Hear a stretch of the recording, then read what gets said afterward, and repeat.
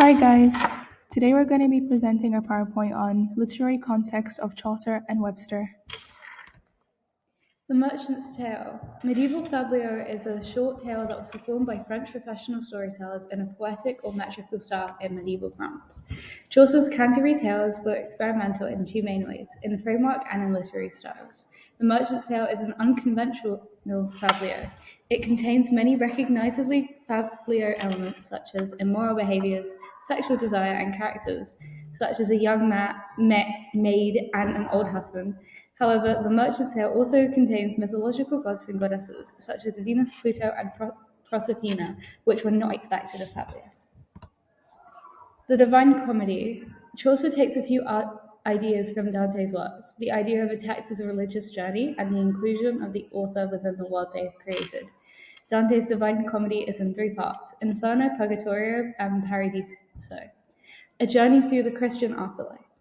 It is highly probable that Chaucer took ideas from Dante, especially through his narration. He includes himself within the story and interacts with the world and characters he's created. The Romance of the Rose. The Romance of the Rose is a medieval French poem in the form of allegorical dreams that were a part of courtly literature in which love is professed throughout the whole work.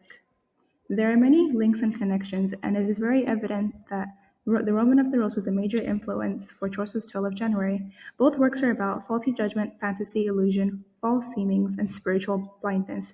Both January and Amant, who is the male protagonist in The Romance of the Rose, listen to long, instructive speeches, not however being able to distinguish the truth from falsehood. Both works are also allegorical in the sense that they contain figures named reason and justice, and this high authority as the poem's audience recognize it. It is clearly marked in these characters. It is also allegorical in the sense that both of them have allusions to the Garden of Eden. Revenge tragedy. Revenge tragedy is a dramatic genre in which the protagonist seeks revenge for an imagined or actual injury. It was a favored form of entertainment in the Elizabethan and Jacobean eras.